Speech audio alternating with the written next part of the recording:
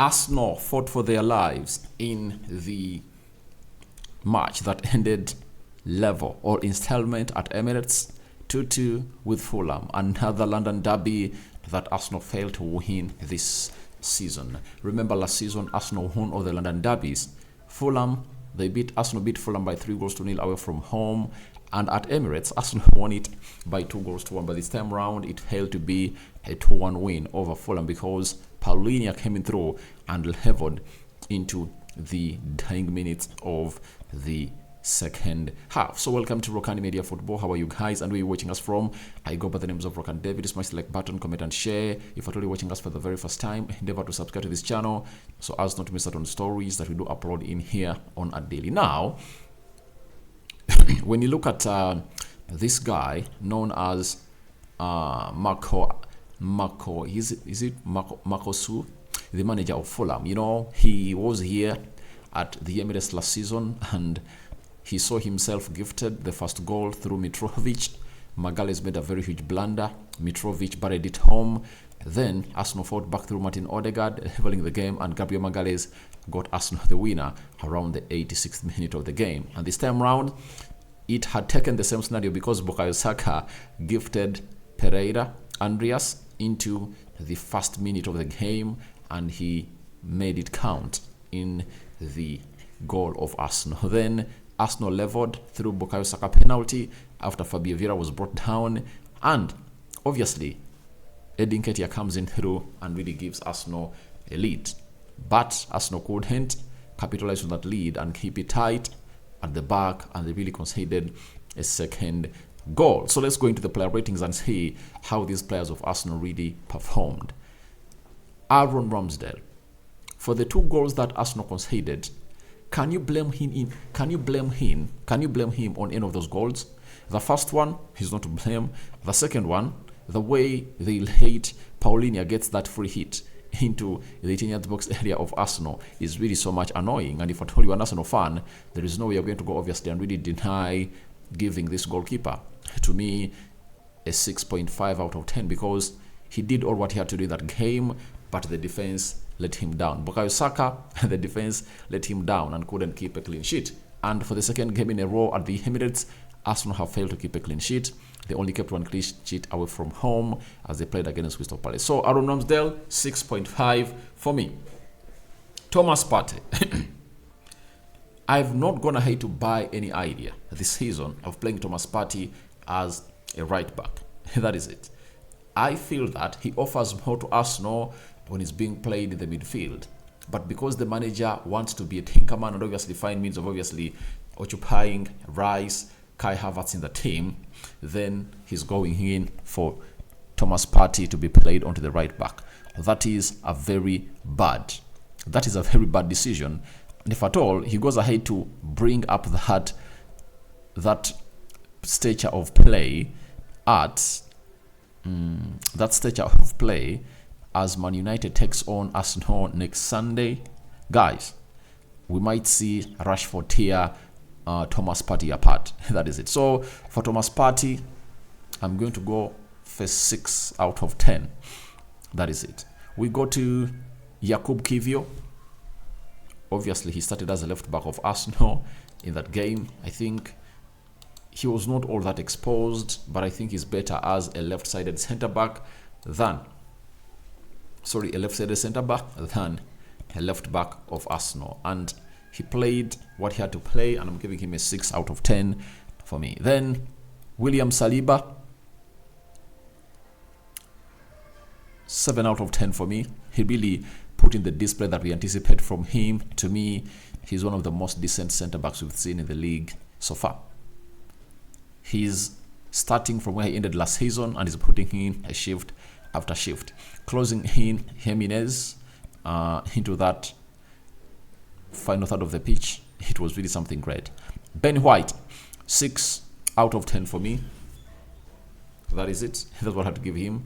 6 out of 10 for me. I don't have a lot to give him because I believe that the central defense of Arsenal should be Jakub Kiwior and William Saliba. That's when you're going to see the best of Arsenal. That is it. So Ben White, 6 out of 10.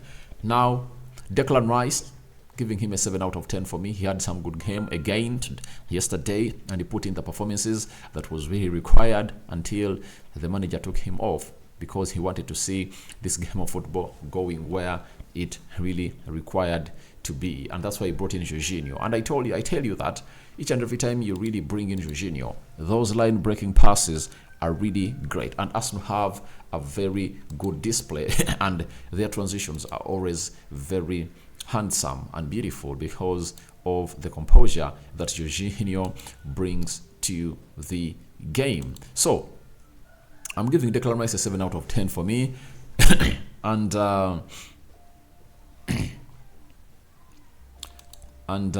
we go to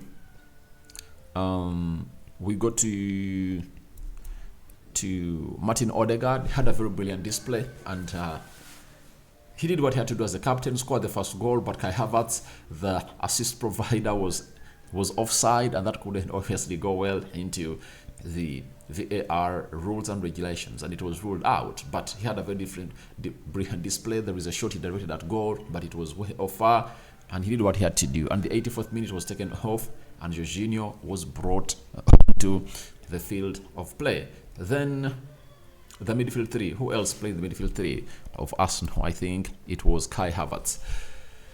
One of those games that you felt like he wasn't supposed to play all the minutes played.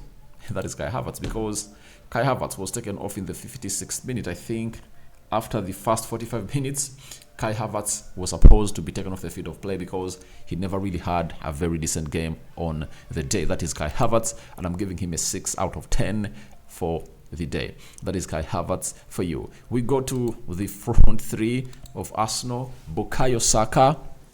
Reason why Arsenal conceded the first goal, sloppy pass, and that's why he was slugged off by the fans, but he went ahead to level up the game. And he did the needful. But before he leveled up the game, he had the chance to obviously level the game in the first half, because a very beautiful cross, I think, coming in from Leandro Trossard was really directed to him, and he never obviously headed it home. So I'm giving him a 7 out of 10 for his equalizer that he puts in through, though he stands in for the first goal that Arsenal went ahead to concede. Gabriel Martinelli, 90 minutes played. Oh my God, I think he is not yet back to where he deserves to be.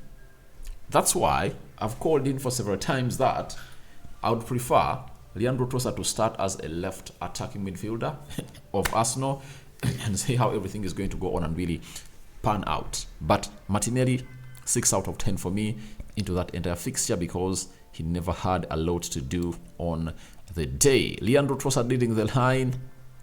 I was not impressed. I believe with Nketiah in his form, in the form of his life, why do you bench him?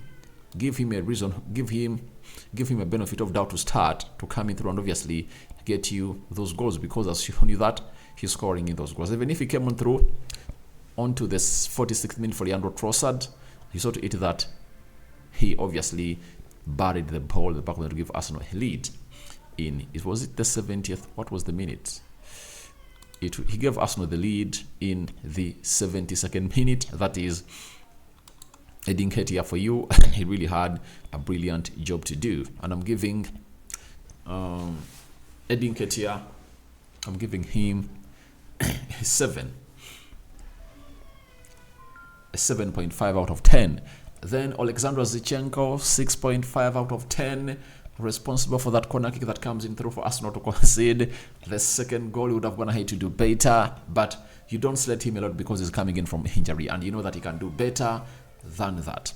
So Zinchenko, 6 out of 10.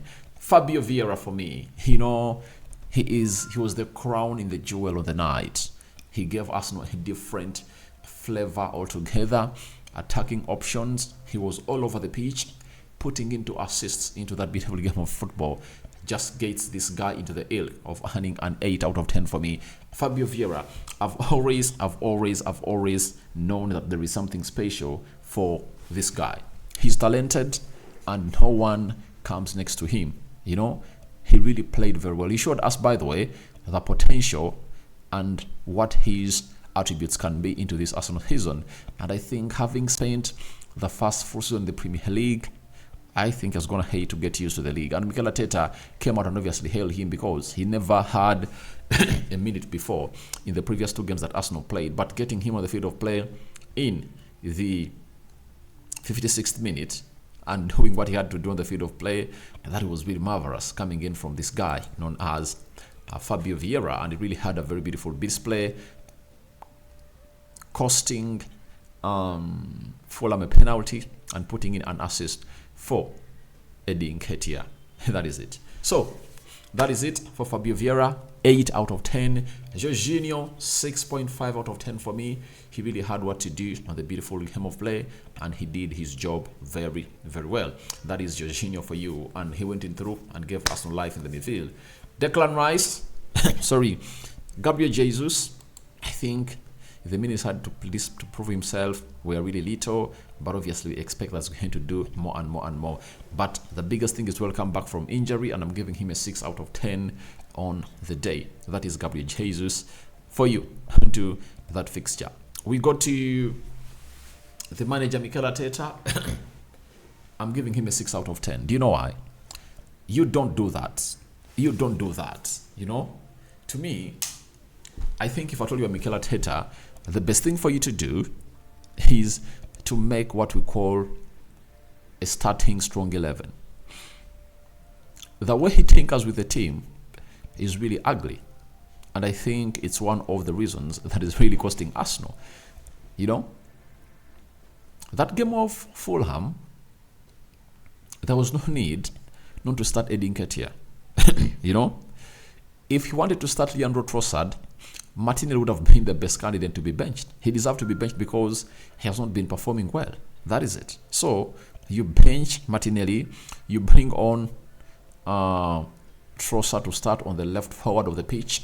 Then you give Jakub Kiwior or Gabriel Magalhaes a chance to play alongside William Saliba. Guys, I still have a very huge question on what has Gabriel Magalhaes done to Mikel Arteta, because however much I fancy that one day Jakub Kiwior is going to be the left-sided centre-back of Arsenal, but Magalhaes deserves his start.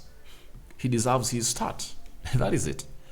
In a game like this, I think would have gone ahead to start him.